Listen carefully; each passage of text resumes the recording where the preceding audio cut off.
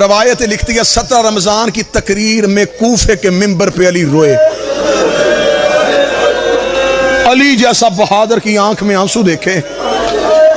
کوفے والوں کا یا علی کیا ہوا؟ علی رو کہتے کوفے والوں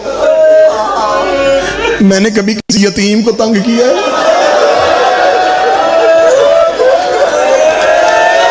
نہیں یا علی. علی رو کے فرماتے تم سو رہے ہوتے تھے، میں پشت پہ راشن لاد کے میں یتیموں کے گھروں میں چھوڑ کے آتا رہا ہوں. میں نے تمہاری بیٹیوں کے سروں پہ چادریں دی ہیں. کوفے والوں میں نے کبھی کسی کی غیرت کو رود نہیں ہونے دیا. میں نے کوشش کیا ہے کہ ہر کسی کی عزت بحال رہے. کوفے والوں نے کہا ہاں یا علی اب ہم سے کیا چاہتا ہے؟ علی منبر سے اٹھ کے کھڑے ہوئے رو کے کہتے کوفے والوں قیدیوں کو پتھر نہ مارنا، یتیموں کو تنگ نہ کرنا.